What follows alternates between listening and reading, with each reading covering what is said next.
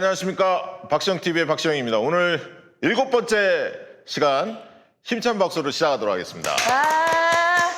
오늘도 어김없이 우리 문정보 의원님 막 달려오셨죠? 저 달려왔습니다. 아니요, 차가 데려다 줬어요. 그래요? 따끈따끈한 소식을 오늘 가져오셨습니다. 여러분도 뭐 오늘 막 애타게 기다렸을 것 같아, 방송을. 네. 과연 원구성 협의가 어떻게 이루어지고 있는지 언론을 통해서 이제 보긴 보는데 오늘 이제 통과가 안 됐기 때문에 상임위원장 문제가 매듭이 안 됐기 때문에 이거 이러다가 뭐가 잘못되는 거 아니야? 이런 우려도 좀 있을 것 같고요. 그래서 그런 부분들에 대해서 오늘 속 시원히 네. 우리 문정무 의원님이 다 풀어주실 겁니다. 네. 기대하십시오. 기대하시라. 개봉박두. 참 그리고 이제 그 얘기 조금 이따 드리고 네. 지난 주말에 좀 안타까운 소식들도 많았습니다. 그 마포 쉼터에 네. 소장님께서 네. 안타까운 일을 겪으셨어요. 그래서 당내에서도 이 문제 관련해서 많은 이야기들이 오고 갔을 것 같은데요. 네. 오늘 의원님들 분위기는 어땠습니까? 전체적으로 좀 무거웠어요. 이제 이 문제가 계속 그 파생적으로 다른 사람에게까지 이렇게 쭉 퍼져가면서 계속 관련된 사람들이 이제 조사를 받거나 또는 뭔 관련성이 없나 이렇게 계속 주시되는 것들을 보면서 오늘 그 비례대표 이수진 의원님은 제 방에 오셔서 눈물을 글썽글썽 하시더라고요.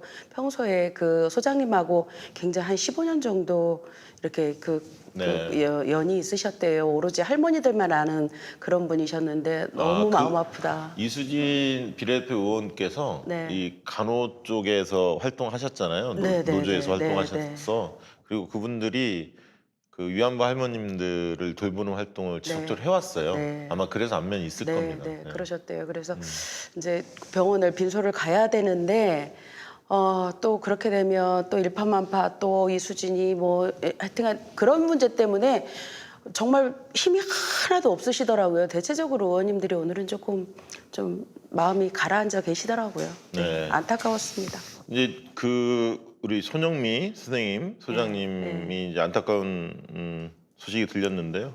이제 이분의 생전 글이 또 화제가 됐습니다. 이게 이제 3월 30일 날 이분이 이제 윤미향 의원에게 의원을 보면서 느꼈던 당신은 이제 당선자 신분이었는데요. 그때 이제 이 사건이 터지기 전에 이제 올렸던 글을 보니까 윤미향 당선자 의원님이 지금 어떻게 과거에 살아오셨는지가 정말 생생하게 드러납니다. 그래서 한 두세 줄 소개를 해보면 네. 2004년부터 15년간 이제 피해자 곁에서 윤미향 의원과 같이 활동을 해왔던 분이시고요. 3번 사표를 냈었는데 윤미향 의원님이 눈물을 흘리시면서 호소를 했는 모양이에요. 그래서 그 이후로는 사표 얘기 꺼내지 않았다. 같이 하면서 너무나 많은 일들을 해왔고 웃으며 늘 했기 때문에 당연한 것인 줄 본인은 생각했고 윤미향 의원께서는 남에게 베풀주는 것을 아주 좋아했다. 조금이라도 여유가 생기면 기부를 했다. 급한 일 생기면 새벽에라도 전화를 해야 하는 상황이었기 때문에 그녀의 머리맡에는 늘 24시간 전화기가 떨어질 줄 몰랐다. 출마 관련해서는 김복동 할머니의 영정사진이 활짝 웃으며 보내줘야지 하시지 않겠나 이런 생각을 피력을 했었어요. 그래서 요 글이 굉장히 화제가 좀 됐습니다. 그리고 이제 윤미향 의원님이 추모사를 했는데 참 이 대목이 나머지 뭐 우리 저 시청자분들 다 봤을 테니까 한 대목만 얘기하면 이런 사안을 겪으면서 내 피가 말라가는 것만 생각하느라 소장님 피가 말라가는 것은 살피지 못했다. 이 말을 딱 하는데 참 가슴이 먹먹했습니다. 그리고 지금 심정 뒤로 물러설 곳도 없었고 옆으로 피할 길도 없어서 앞으로 갈 수밖에 없구나 생각하면서 버티고 계신다. 그 얘기를 하시고 있었고 오늘 언론이 아직도 정신을 못 차리고 의원실 앞에 진을 치다 보니까 이제 고인 생각하면서 울컥 하셨는 모양이에요. 밖에 나와서 한마디 하셨대요. 내가 죽는 모습 찍으려 기다리는 것이냐 상중인 것을 알면서 알지 않느냐 이런 표현을 하셨거든요. 그래서 보좌진들이 말렸다고 하는데 언론이 너무 진짜 지나친 것 같아요. 과도하다는 느낌이 확실히 들고요. 그래서 이제 검찰 수사가 진행 중이니까 좀 차분히 지켜보면 되는데 이렇게까지 좀 나서고 있습니다. 그리고 장진영 변호사라고 있거든요. 김병기 원한테 떨어졌던 동작가. 이분은 이제 조국 사태와 비유하면서 윤미향 당선자 의원이 욕심부리지 않았다면 이런 일이 있었겠냐. 적시에 사임했으면 위안부 운동 전체가 존폐 위기에 처하는 상황은 맞지 않았을 것이다. 그리고 시민단체 전체가 의심을 받고 사고 있고 후원이 끊기는 최악의 상황을 맞지 않았을 거다. 후원이 뭐 늘고 있다는 소식도 많이 들리고 있고요. 김민웅 교수님, 목사, 네, 김민석 의원님의 형님, 아주 뭐 조국 그 백서 관련해서도 그리고 여의도 집회에서도 늘 같이 있었던 든든한 분이신데 이분은 이제 조금 본인의 주장을 그 페북에 강하게 좀 피력했습니다. 그래서 이제 이용수 선생님을 인정하기 좀 어렵다라는 말씀을 하셨는데 김민웅 교수 정도 되니까 그런 말씀 좀 하시는 것 같아요. 그러면서 다른 사람 비난하는 일을 좀 멈춰 주시라 부탁을 드리면서 정의연이 누구도 할머니들 끌고 다니며 팔아먹지 않았다. 운동의 방향을 이용수 할머님 자신이 모두 결정할 수 있다고 여기지 말아달라 호소하면서 선생님 혼자의 독점물도 아니다. 깊이 돌이켜 본래의 자리로 돌아와 주십사라고 호소를 좀 드렸고요. 마지막으로 이제 대통령님 말씀이 있었죠. 혹시 들으셨나요? 오늘 의총 때문에 정신없을 텐데. 못 들었는데 나중에 기사로 봤습니다. 네. 수보회에서 말씀하셨는데 위안부 운동의 대의는 굳건히 지켜져야 한다. 시민운동은 시민과 함께 발전을 해왔다. 활동 방식과 행태를 되돌아보는 계기가 돼야 한다. 위안부 운동 자체를 부정하고 운동의 대의를 손상시키는 의도는 옳지 않다. 논란과 실현이 위안부 운동을 발전적으로 승화시키는 계기가 되어야 한다. 정부도 기부금이나 후원금 모금 활동의 투명성을 근본적으로 강화시키겠다. 이렇게 이제 매듭을 주시면서 이용수 할머님이 활동했던 것들도 긍정적으로 당연히 조명을 좀 많이 하셨습니다. 그래서 저는 뭐 결론적으로 얘기하면 언론이 좀 자중하시라. 좀 지켜보자. 그리고 이용수 할머님도 본인만 옳다고 여기는 태도 또한 좀 바꿨으면 좋겠다. 그리고 이용수 할머님을 또 과도하게 공격하는 모습도 지금 시점에는 적절해 보이지 않는다. 대통령님 시각에 저는 동의합니다. 좀 차분하게 지켜보자고 말씀 좀 드리고 싶고요. 정의연을 또 지지하는 분들도 아주 많으시니까 끝까지 지켜보자는 분들이 많이 계시니까 저는 윤미향 의원님께 제가 이제 인연은 없어요. 윤미향 의원님과 다른 인연은 없는데 이 끝나고 나서도 이 트라우마를 어떻게 잘 견뎌내실지 요즘은 이 정신건강과 관련된 문제들이 굉장히 큰 화두로 떠오르잖아요. 그래서 더 이상은 이 문제로 인해서 누군가가 목숨을 잃거나 사회적으로 지탄을 받는 그런 일은 없었으면 좋겠다. 그리고 차분하게 검찰 조사 지켜보고 그 결과에 따라서 책임질 일은 책임지고 그랬으면 좋겠다. 윤미향 의원님 잘 견뎌냈으면 좋겠습니다. 네, 그렇습니다. 그래서 좀 우리 177명의 거대 여당이지 않습니까? 네. 윤미향 의원에게 따뜻한 좀 격려를 해줬으면 좋겠고 손을 좀 맞잡아 주시고 외롭지 않도록 지켜주셨으면 좋겠고요. 많은 의원님들이 함께 해주셨으면 좋겠다는 생각이 듭니다. 네. 그다음에 오늘 신라젠 유시민 의원 그다음에 노무현 재단 연루 소문이 무성했던 신라젠 채널 A가 막 검언 유착 네. 의혹도 나왔죠. 정광래 로비 의혹 실체 없다. 수사를 종결했어요. 참, 이 자식들 진짜 그렇게 괴롭히다가 하늘 아래 이런 일이. 채널 A 검언 유착이 MBC에 보도되고 이런 정황들이 다 드러나니까 수사를 빨리 종결을 시켰습니다. 그래서 참 유시민 전 장관께서 어떤 생각을 가질지 참 궁금하고요. 오늘 또 큰 일들이 많네요. 밤에 또 이재용 구속영장 실질심사가 밤에 있습니다. 어떻게 될 것 같아요? 제가 볼 때는 피하기 어려울 것 같은데요. 구속영장에. 근데 삼성이 워낙 또 노비력이 막강해서 좀 지켜봐야겠습니다만 그 구속영장 발부가 되지 않을까 조심스럽게 예측을 좀 해보고요. 아이고, 두 번째 구속인가요, 그러면? 네. 네. 이탄희 의원과 관련해서 소식이 또 들렸어요. 이것도 안타까운 소식이었는데 6일날 이제 페북에 이탄희 의원께서 글을 올리셨습니다. 용감했죠. 네, 공황 장애가 재발돼서 치료에 좀 집중하고 싶다. 빨리 국회에 돌아오겠다 이렇게 마음 이제 아팠습니다. 본인의 상황에 대해서 굉장히 숨기고 싶을 텐데 진솔한 이야기를 하셨어요. 어떻게 느끼셨어요? 제가 오늘 아침에 이탄희 의원에게 이제 장문의 문자를 보냈어요. 저 이탄희 의원하고 좀 정말 이렇게 좀 만난 지는 얼마 안 되지만 참 순수한 사람이거든요. 예, 그래서 장문의 문자를 보내면서 제 얘기도 좀 쓰고 빨리 건강해져서 돌아왔으면 좋겠다 그랬더니 이제 본인도 이제 답장을 했어요. 답장을 해서 빨리 낫고 돌아오겠다 이렇게 얘기를 하더라고요.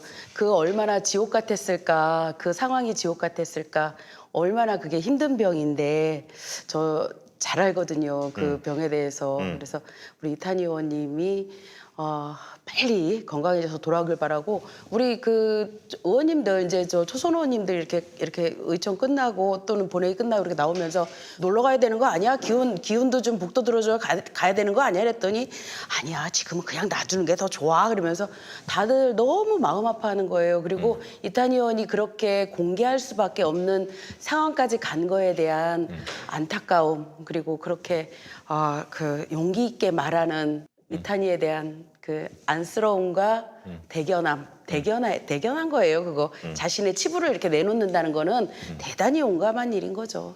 이탄희 의원은 영원히 맑은 사람이다. 저는 그렇게 보고 있고요. 굉장히 용기 있는 분이십니다. 사건이 어떻게 일어났는지는 여러분들 뭐 잘 아시니까 생략하고요. 이분이 3월 다 나왔다가 그러니까 이제 사법농단 때문에 스트레스를 받으면서 이 공황장애를 겪었고 그 뒤로 치료가 완쾌가 됐어요. 그랬는데 민주당 입당하고 선거 과정에서 한 번 더 이게 재발이 됩니다. 선거가 보통 힘들어야 말이죠. 예, 근데 그때 제가 만났어요. 선거사무소 가서 만났는데 굉장히 그 피곤해 하시더라고요. 그렇게 뭐 이렇게 느낌에 이렇게 많이 지쳐 있으시고 그래서 사실 그때 어떻게 하면 이길 수 있는지 비책을 들고 갔는데 비책은 가르쳐 줬고 비책을 그 떠나서 비책 때문에 이긴 거예요? 아마 역사가 나중에 그렇게 기록할 겁니다. 예. 저도 조금 뭐가 역할을 했습니다. 아니 우리 이탄희 의원님 저 위로하자 그러는데 잘난 척하면 아니, 어떡해. 그게 아니라 그 얘기가 아니라 물어봐서 그런 거야. 비책을 가르쳐 줬고 근데 몸이 너무 안 좋아. 그래서 왜 이렇게 몸이 안 좋으세요 했더니 아이 뭐 그럴 일이 있었다고 이렇게 하고 넘어가. 그런데 그 다음에 이제 다스베이다 한번 좀 출연을 시켜야겠다 생각을 해서 다스베이다 쪽에 연락을 했더니 용인의 후보 4분이 나오기로 했는데 이탄희 당시 후보가 갑자기 무슨 사정이 생겨서 연기가 돼버린 거야. 한번 이게 빵꾸 난 거야 쉽게 얘기하면. 그래서 이탄희 후보에게 곱지 않은 생각이 있더라고. 왜냐면 방송 빵꾸 나는 게 쉬운 일이 아니잖아요. 네 명이 또 같이 했는데. 그러니까 이제 그 다음에 제가 다시 한번 트라이를 하니까 이탄희 후보는 지난번에 그런 일이 있었다, 뭐 빵꾸 난 게 있어 조금 그렇다라고 얘기해서 도대체 무슨 일이냐 확인을 해봤더니 좀 아팠다라고 얘기했더라고요. 근데 그 아팠던 게 바로 이거예요. 그때는 어떻게 아팠는지를 자세히 물어보기 좀 그래서 근데 이제 본인이 캠프에서 설명을 드리겠노라고 다스베이 쪽 뭐 얘기를 했겠죠. 그래서 이제 나갔습니다. 출연을 잘 했고요. 근데 제가 이 얘기를 드리고 싶어요. 이 통합당 의원은 야당 쪽에서 이탄희 의원에 대해서 비판할 자격이 없습니다. 그 사람들 때문에 지금 얻은 거거든요. 박근혜 정권에서 그 사법 적폐 때문에 이게 생긴 병이고요. 그 당시에 누가 가장 심하게 욕을 했냐면 누구예요? 민주당 영입하고 그 다음에 선거 과정에서 여러분도 한번 맞춰보세요. 이렇게 말한 사람이 있습니다. 공익제보를 의원 자리랑 엿바꿔 먹은 분이다. 이런 표현 누가 했겠습니까? 진중권. 그때도 진중권이 나와요. 3, 4월 달에. 이게 진중권이고요. 그다음에 이런 표현들을 합니다. 야당 쪽에서. 법복을 들고 정치하는 거다. 재판에 큰 해악을 끼칠 거다. 정치 중립의 의무가 있는 판사 아니냐. 뭐 이런 식으로 비아냥거립니다. 이런 것들이 굉장히 스트레스를 받아서 다시 한번 재발되게 된 겁니다. 이게 진중권. 아무데나 끼는 진중권 아저씨 진짜 사람 하나 망가뜨린 거예요. 진중권이 이탄희 문제에 대해서 어떤 발언을 추가적으로 할지 한번 지켜보겠습니다. 공개적으로 요구해야 합니다. 진중권. 진짜 나쁜 사람들입니다. 사과하세요. 이 이탄희 의원의 부인이 오지원 변호사라고 여러분들 많이 모르실 수 있는데요. 사회적 참사 특조위 사무처장을 맡고 계십니다. 그래서 이분이 이제 그 말씀을 대신 전했는데 그 당시 이제 말끔히 괜찮아졌기에 재발은 상상도 못했다고 그런 얘기 하시면서 정치 입문 및 선거 과정에서 정치적 스트레스가 영향을 미친 것 같다. 근데 일정 기간 치유하면 일상 복귀 어렵지 않게 가능할 것이다. 너무 걱정하지 마시라. 이렇게 이제 부인께서 전언을 하셨기 때문에 아마 좀 마음 좀 편하게 좀 쉬시면 곧 회복하지 않을까 기대를 좀 하고요. 이게요, 마음이 진중권 같은 사람은 공황장애 같은 거 안 와요. 그런데 정말 순수하고 고결하니까 그런 거에 상처를 받는 거예요. 이탄이니까 오는 거예요. 그런 병에 걸리는 거예요. 아, 참. 그렇습니다. 네. 그 15만 공황 장애가 있다고 해요. 신원영 민주당 의원이 이런 공황 장애를 앓고 있는 분들이 15만 명 된다고 합니다. 많아요. 예, 그래서 저독이라면 믿으시겠어요? 예? 저독이라면 믿으시겠어요? 초기 저는 이제 다 나았죠. 다서 네. 근데 많더라고요. 잘 회복을 했죠. 네. 많더라고 주변에. 많아요. 예, 굉장히 그래서, 많습니다. 조기 치료가 매우 중요하다. 그렇습니다. 숨기지 네. 말고 치료를 결정한 그 용기에 박수를 보낸다 이런 표현을 했는데 네. 하루속히 딛고 일어나 주시기를 기대하고요. 네. 나도 아무튼 병됩니다. 제가 이 자료를 찾아보면서 역시 진중권이라는 생각 많이 했어요. 네, 참. 아무데나 닦이는 진중권 아저씨. 네. 아, 참. 최근에 핫 이슈 중에 하나가 네. 기본소득과 네. 전국민 고용보험. 둘 중에 뭘 택해요? 저는 둘 다 필요하다고 봅니다, 사실은. 솔직히 아, 그래요? 얘기하면 둘 다 필요한데 저희가 29일 날 네. 지난번에 한번 그 수요일 날 정책 예. 코너에서 이 문제를 다뤘습니다. 기본소득 전국민 고용보험을 다뤘는데 29일 날 서울시하고 경기도가 응해서 네. 빅매치 와. 정책 브레인들이 맞대결을 붙습니다. 누가 나오는지 소개를 먼저 한번 누가 드릴게요. 나와요? 전국민 고용보험 쪽, 그러니까 예. 서울시 입장을 예. 대변할 분은 양재진 연세대 교수님, 유명한 분이죠. 이분. 네, 복지 네, 네. 쪽의 전문가죠. 네, 네. 그다음 김종진 한국노동사회연구소 소장, 기본소득 쪽에서는 네. 백승호 카톨릭대 교수, 예. 그다음에 김찬희 정치경제연구소 대안 예. 부소장, 이분 상당히 유명한 분입니다. 그래서 이 두 분씩 해서 양쪽에서 두 분이 나오는데 정말 관심이 많습니다. 왜냐하면 이재명 지사, 박원순 시장 직접 붙기는 아직 너무 빨라. 그 대리인을 보내는 거예요. 이거 약간 아쉬워요. 왜냐면 박원순 시장님 편드는 사람, 그다음에 이재명 편드는 정치인을 데리고 나와야지 재밌지. 학자님들이 재밌을까? 일단은 정치는 얇아. 대중적 속으로는 높은데. 아, 지금 옆에 정치 놓고 얇다고 그러는 거예요? 우리 방송은 좀 깊게 파는 거야. 아. 그래서 깊게 한번 파놓고 아니, 그 다음에 이제 정치인들 모시고 얘기하고. 아유, 네. 얇은 정치인은 조용히 붙들고 있겠습니다. 네. 그건 아니고요. 이 양쪽의 정치인을 모시면 그건 진짜 네. 대선 대리전으로 자꾸 비춰질까 봐 약간 우려가 됐어요. 지금은 정책적으로 차분하게 좀 접근을 해보자. 일단 아직은 대선이 멀었으니까 네, 네. 많은 관심 네. 가져주시기 바라고. 네. 잘 아시겠지만 김종인 비대위원장이 치고 빠지기 합니다. 한번 쫙 밀었다가 당내 반발도 있고 자기도 아직 준비가 덜 돼 있거든. 재정 문제 어떻게 할 거냐 할 말이 없고. 그렇다고 재정 문제에 대한 답이 없는데 먼저 더 치고 나가기에는 자기도 좀 준비가 안 됐고 당내 반발도 세고 이러니까 좀 꼬리를 내리고 있어요. 내가 언제 기본소득 꺼낸 적 있느냐. 원래 공개적 얘기는 좀 잘 안 했거든. 뉘앙스만 풍겼거든.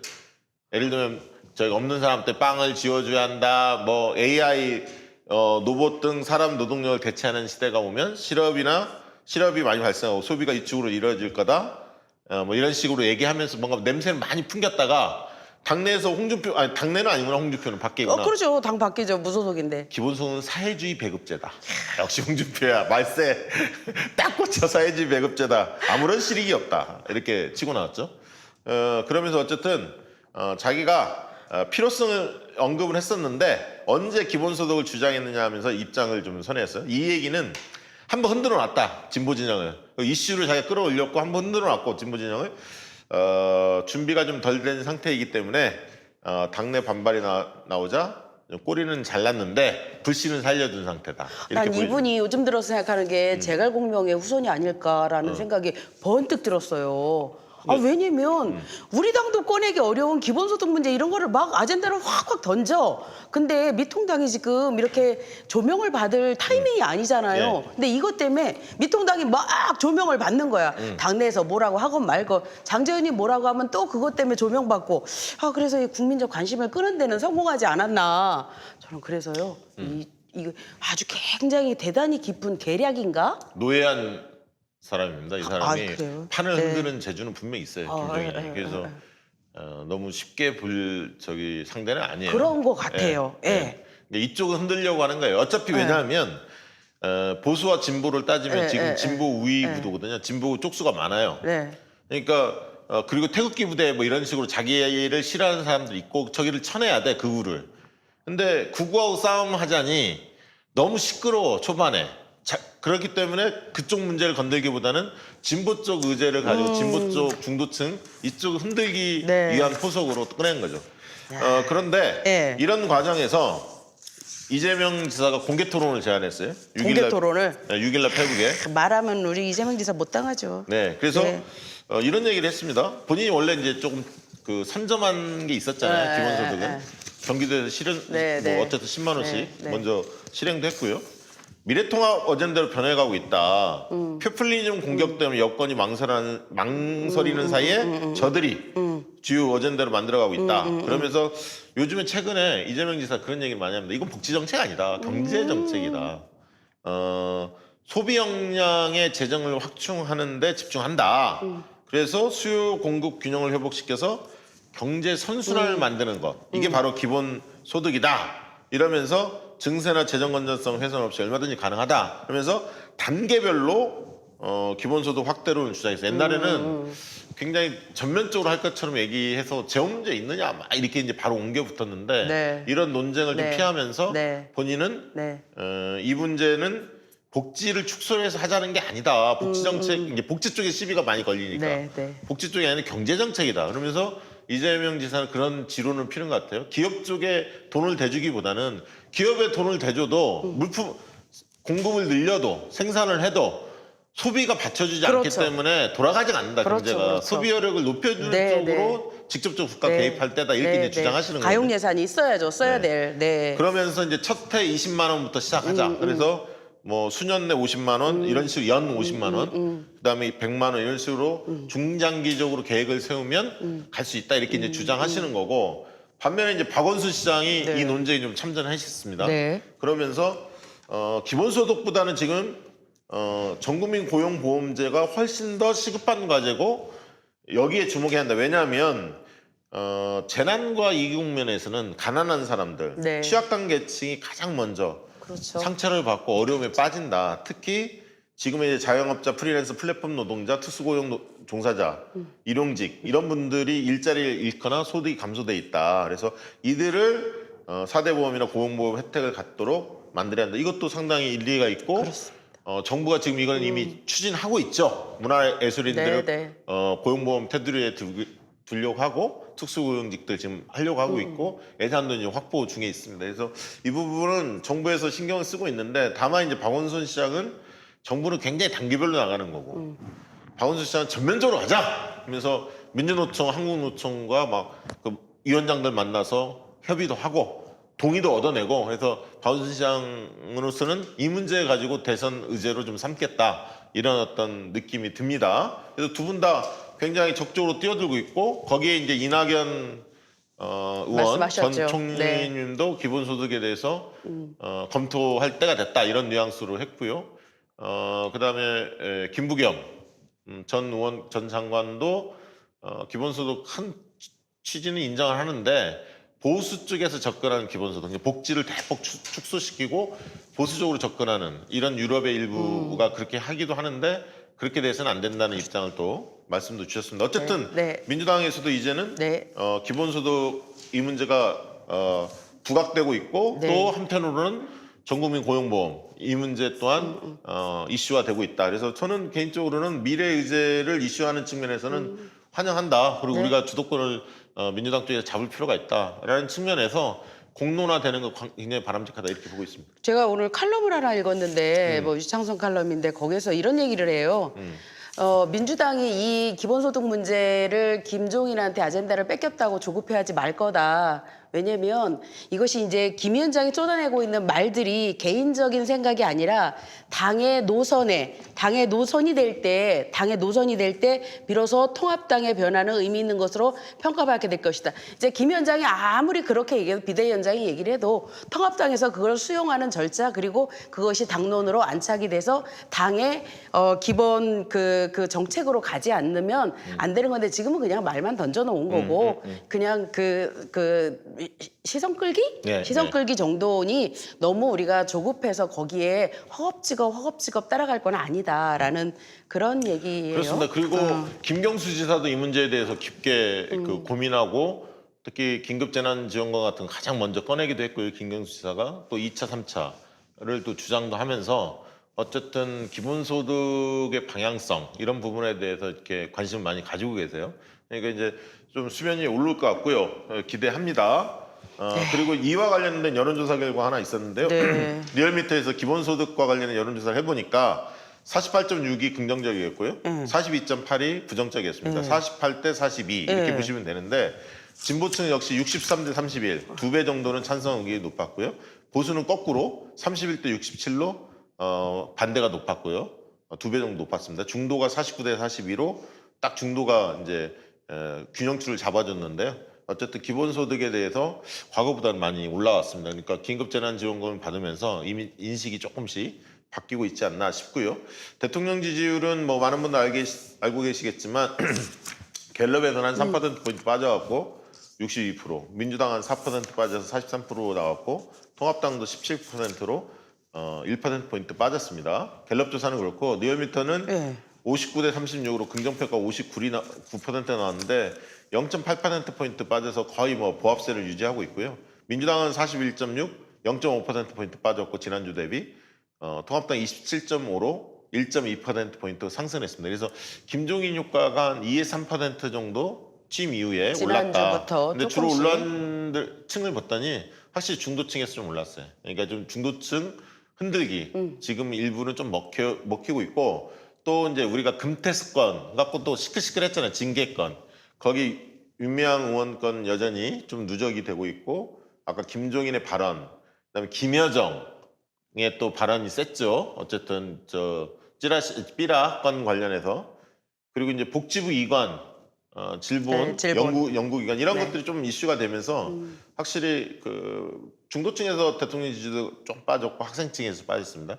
전체적으로 0.8%포인트니까 큰 적은 없지만 어쨌든 약간 보합 국면에서 우리가 좀 안 좋은 악재 이슈가 조금 더 많았던 지난주 한 주가 아니었나 싶고요. 그래서 이번 주는 원구성으로 해서 이제 돌파를 해야 할 상황이기 때문에 네. 원구성 문제를 우리 문정모 의원님께 집중적으로 듣고 전당대회 얘기하면서 마무리하도록 하겠습니다. 네. 원구성 협상 막전 막후 지금 아직 뭐 끝나지는 않았기 때문에 네. 지금 어떻게 진행되고 있는 겁니까? 김태년 원내대표께서요 아침에 의총을 하는데 뭐라고 얘기하시면 사리가 나올 것 같다.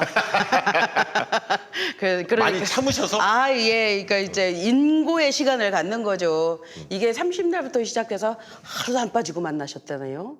30일부터 예, 주호영 원내대표를 그리고 주호영 원내대표는 이제 김태년 원내대표가 만나고 실제로 부대표단들 있잖아요. 수석 부대표 김영진 그러니까 수석 부대표들은 수석 부대표를 만나고 네. 밑에 부대표들은 또 밑에 부대표들을 전재수 조승래 다 만나는 거예요. 그리고 초선 부대표들도 각자 초선 저기를 만나는 거예요. 그랬는데 정말로 잘 안 되더라는 겁니다. 우리 그 문진석 부대표가 있는데 문진석 부대표가 고개를 절레절레 흔들어요. 말이 안 되던데. 뭐 그쪽이? 이러면서 그렇게 얘기를 하고 어찌 됐든 저희가 이제 6월 5일 날 이제 본회의를 하지 않았습니까? 저는요. 저 텔레비전에서만 보던 희한한 장면을 본 거예요.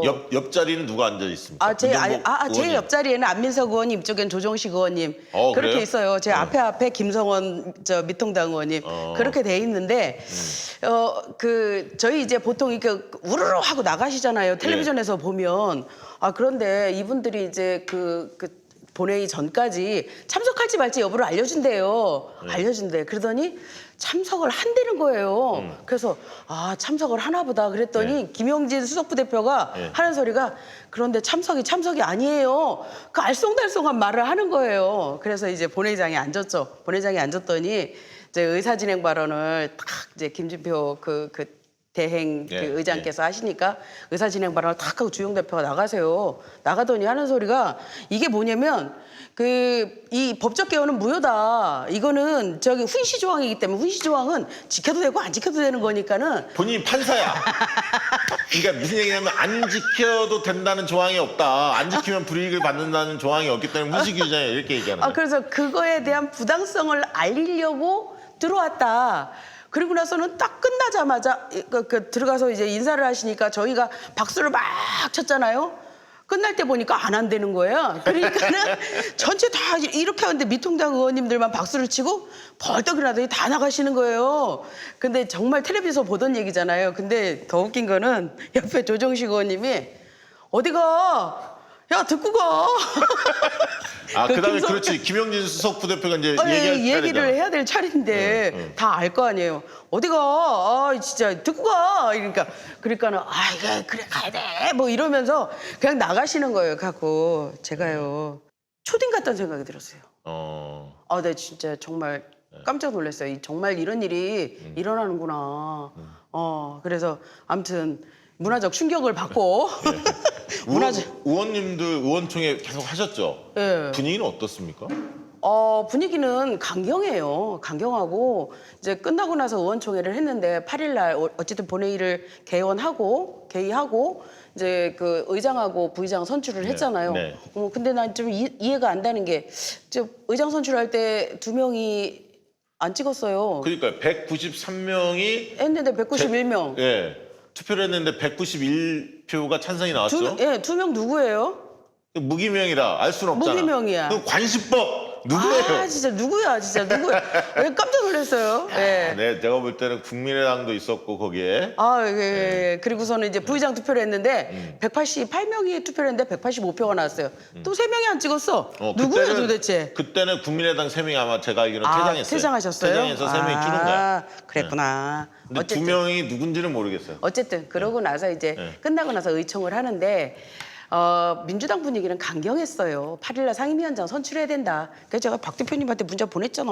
8일날 상임위원 선출한대요. 복수의 의원한테 확인했더니 정말 강경하더라고요. 정말 강경했거든요. 오늘 오전에도 굉장히 강경했다면서요? 오늘 오전에도 원내대표께서는 반드시 오늘 한다. 그러더니 이제 1시 반에 이제 국회의장께서 2+2 부르신 거예요. 원내대표, 수석부대표 이쪽 이렇게 해서 부르신 거예요.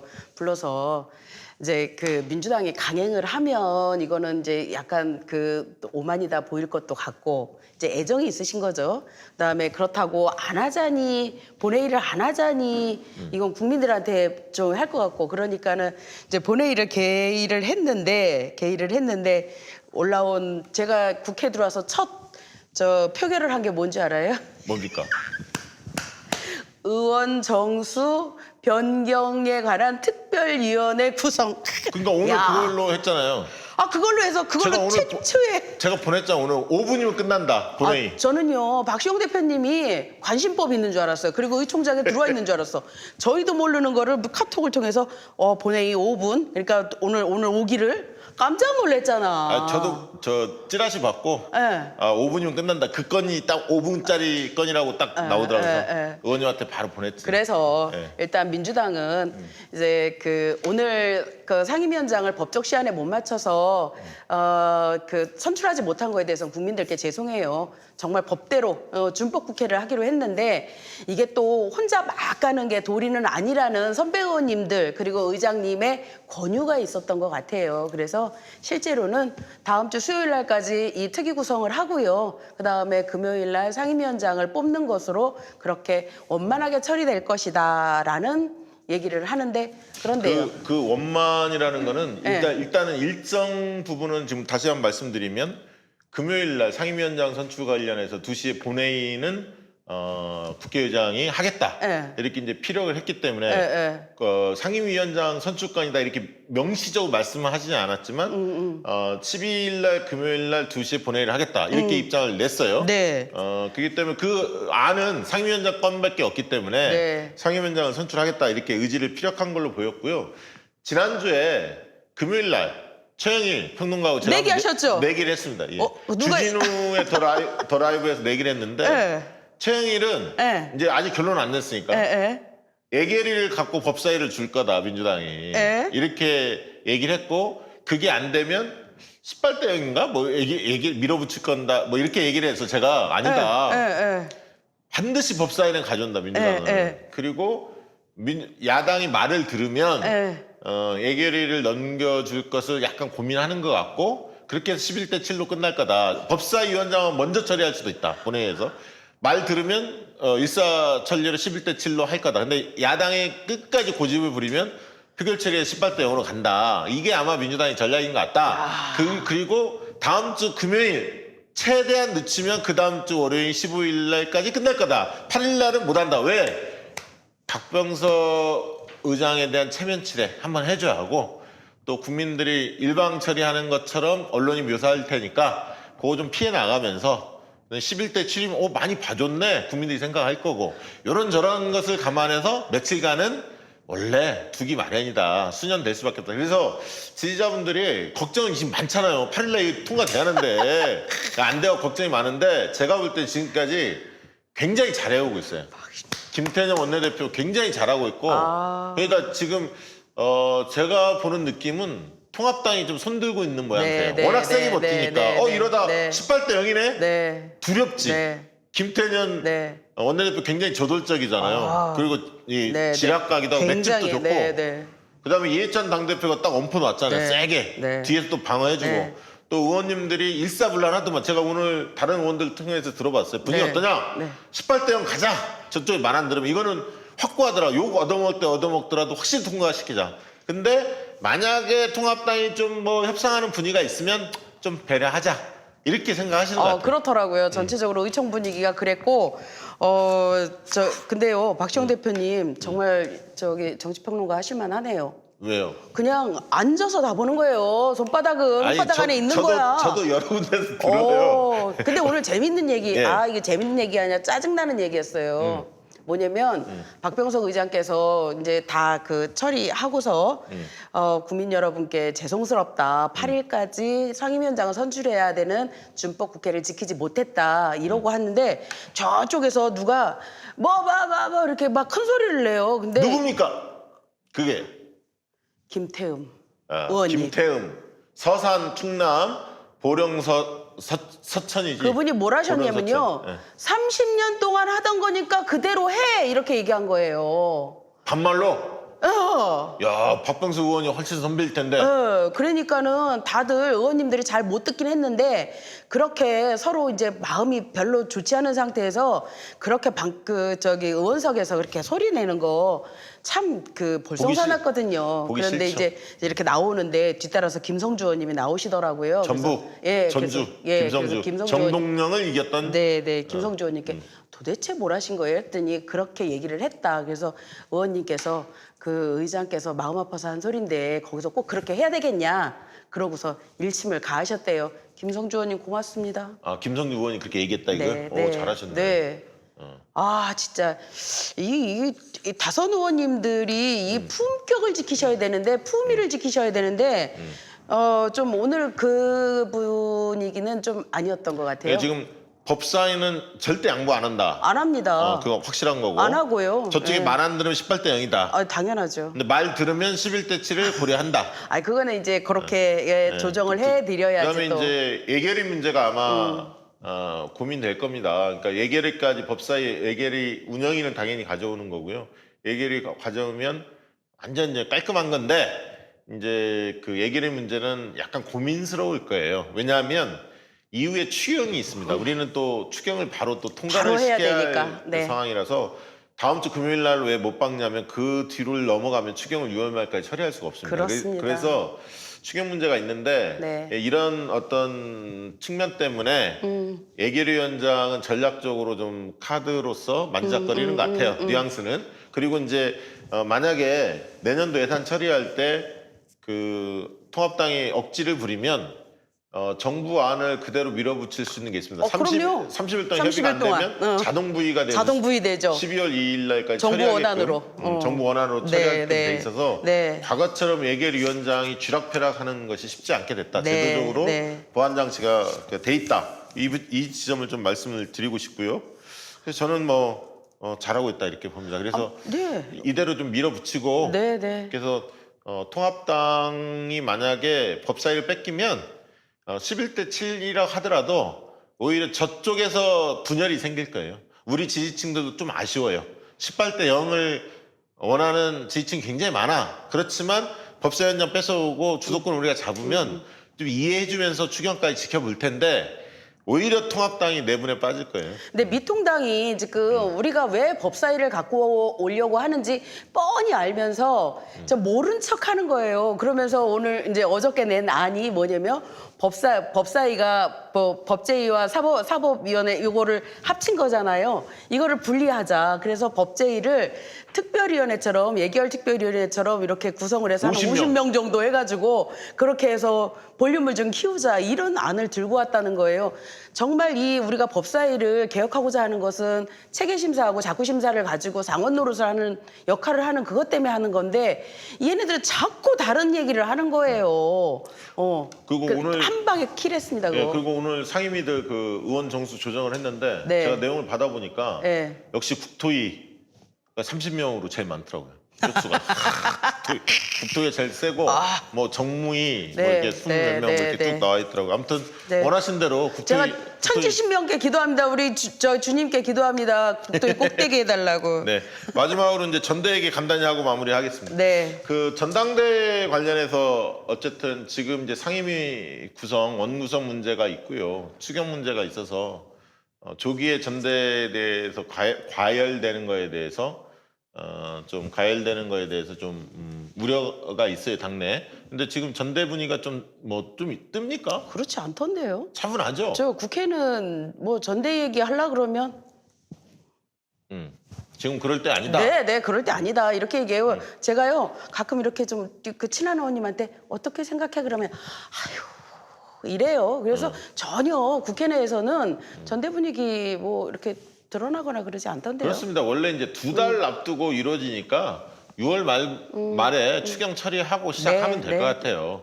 그래서 8월 29일로 확정이 돼 있으니까 7월 초 정도에 시작 들어가면 될 것 같고요. 그러니까 이제 일각에서 저는 이제 우려스러운 거 2가지만 좀 얘기하면 일각에서 이제 이낙연 의원, 전 총리와 김부겸 전 장관, 그다음에 홍영표, 우원식 뭐 이런 분들이 거론되잖아요. 네네. 이낙연, 김부겸 이 두 분이 이제 그 굉장히 어쨌든 존재감이 강하시니까 두 분이 주로 많이 거론이 되시는데 대권 주자 아닙니까 두 분 다?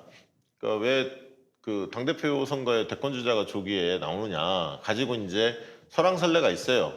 있는데 이제 2가지 점만 딱 말씀드리면 어떤 의원이 아마 얘기를 한 모양인데 언론에 보도가 됐던데 전당대가 영호남 대결로 가는 거 아니냐 이거에 대해서 우려스럽다 뭐 이렇게 이제 의견을 주신 모양이에요. 이게 굉장히 부적절한 표현입니다. 그렇죠. 지역 감정 조장하는 거죠. 네, 그리고 이낙연, 김부겸 나왔다 해서 그게 어떻게 영원한 대결입니까? 그러게요. 그래서 그렇게 인식을 갖는 분이 실제 있었는지는 모르고 언론이 장난으로 썼는지는 모르겠습니다. 자의적으로. 네. 아무튼 그런 표현이 안 나오게 해야 할 것 같고 두 번째는 더 미래라고 민주당 내에 좀 과거에 민주화 운동에 앞장섰던 좀 이렇게 개혁적인 진보적인 어떤 의원들이 이제 모여 있는 곳인데 꽤 숫자가 많죠. 제가 알기로 한 20명 내외 정도 될 겁니다. 초선 의원님들이 한 20분 정도 더 가입했는데 가입했다고. 그러면 뭐 3, 40명 가까이 되겠구나. 한 50명 가까이 50명 되는 것 가까이 같은데요. 예. 그러면 50명 가까이 되면 제대로 의견을 모으기가 어렵습니다. 원래 그 정도 커지면 단일한 의견이 나오기 어렵습니다. 더 미래에서 조기 대선 돼서야 되겠느냐 그러면서 대권 주자들의 출마를 부적절하다 이렇게 이제 의견들이 좀 나왔다 이러면서 이제 이게 자체적으로 의견 나오는 건 상관이 없는데 언론에 이제 보도가 되면서 조금 민감했어요. 왜냐하면 더 좋은 미래 구성 중에 한 분이 우원식 의원이거든요. 근데 우원식 의원이 전당대 출마 의지를 가지고 있고 거론되고 있기 때문에 당사자가 있는 가운데서 대권 주자가 출마하면 안 된다 이러면 우원식 의원한테 우호적인 어떤 분위기를 깔기 위해서 이낙연과 김부겸 나와서는 안 된다 뭐 이런 얘기거든요 사실은. 뭐 요 관련해 뭐 들은 얘기 있습니까? 그 제가요. 저 우리 대표님 얘기 듣고 팩트 체크를 하려고 복수의 의원님들께 전화를 드렸어요. 예. 모르신다고 그러는데. 다시 이제 민감해서 말씀 안 하신 것 같은데 저는 그래서 뭐 다양한 정파들이 다양한 의견을 갖는 것은 뭐 공당의 민주적인 정당의 뭐 자연스러운 모습이라고 보고요.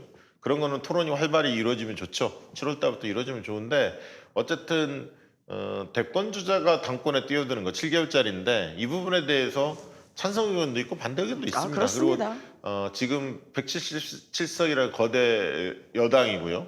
그다음에 상대가 김종인이고 또 대통령의 그 지금 코로나 이후에 우리가 처리할 어떤 법안이나 예산이나 이런 게 막중하지 않습니까? 이런 상황 속에서 당에서 신뢰받는 분들이 많이 나오는 것 자체를 막을 수는 없다. 저는 뭐 개인적으로 그렇게 보는 편이고요. 그런 측면에서 대권 주자가 나오는 것 득실 관계가 있겠지만 본인들한테도 득실 관계가 있겠지만 당으로서도 그 부분을 비판적으로만 보기는 어렵다. 저는 뭐 개인적으로 그렇게 생각하고 어쨌든 이 문제에 대해서 이제 7월 달부터 논쟁이 이루어질 테니까 그때 이제 네. 좀씩 더 깊게 네. 풀어가 보도록 하겠습니다. 오늘 따끈따끈한 의원총회 그리고 그 내부에서 본회의 과정에서 이루어졌던 여러 이야기들 그리고 네. 앞으로 원구성 협상이 어떻게 마무리될 건지 네. 우리 문정목 의원님 모시고 네. 생생한 이야기 좀 들어봤고요. 만족했는지 모르겠습니다. 앞으로 더 잘할게요. 제가요 최강욱 선수 나오고 좀 상심에 빠졌어요. 어떻게 저기 조회수가 20만이 넘어가는데 문정복 나오는 거는 25,000이야. 제가 그래서요 너무 그 상심을 해가지고 오늘 10만 명. 저기 좋아요 구독 많이 눌러주세요. 네, 오늘 감사합니다, 문정목 의원님. 고맙습니다. 고맙습니다.